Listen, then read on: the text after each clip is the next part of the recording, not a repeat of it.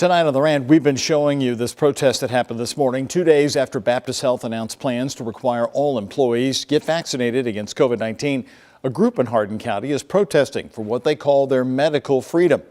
Garth Brooks announcing that he's taking a 3-week break now to figure out what to do with the remainder of his tour due to the surging Delta variant.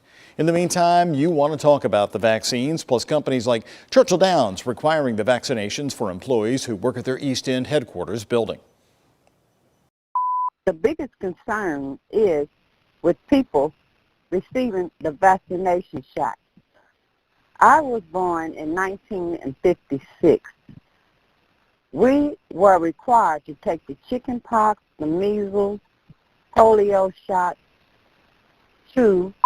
I think it's great that Churchill Downs have implemented that rule. And a lot of people talking about their rights of not getting a shot. Well, that's interesting because the rights of the individual who have had the shots are being affected again due to the ignorance of other individuals. Hi, Doug. This is Debbie in PRP. I'm calling about this mask mandate. I believe that everyone should be mandated to take the vaccine. We can have herd immunity and all of it to be over with. This is Tanya in Elizabethtown. I think all business owners have the right to make a mandate that their employees be vaccinated.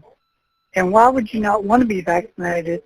To protect yourselves and your families and your customers. More rants coming in on evictions now happening after the weekend moratorium was lifted. Christy in Shelbyville. Rental assistance is a joke. People can't wait months to get paid. They have mortgages to pay. Brandy in Louisville, my friend applied for assistance and still hasn't received a phone call back despite multiple attempts. Leasing manager swore they would work with her, served her one notice of a court date.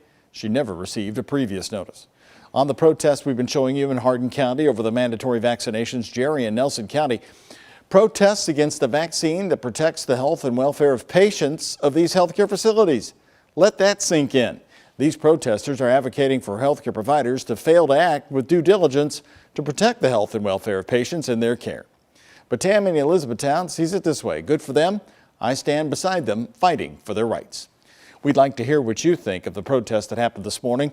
Plus, we'll be getting a lot of reporting here during our 5 o'clock hour on the unruly passengers on board airlines. We showed you another story here tonight, how the flight attendants from Frontier Airlines handled one passenger until they could land the jet, taped him right to the seat. Do you think they handled it correctly? Frontier is backing them after initially suspending the flight attendants. Here's how you can rant. Post a message on my Facebook page. You can reach me on Twitter. Find me at WHAS11Doug. Keep your emails coming to the rant at WHAS11.com. They come directly to me, and I read every single one of them. And the toll-free rant line is now open. I'll be listening to your calls tonight at 855-749-1101.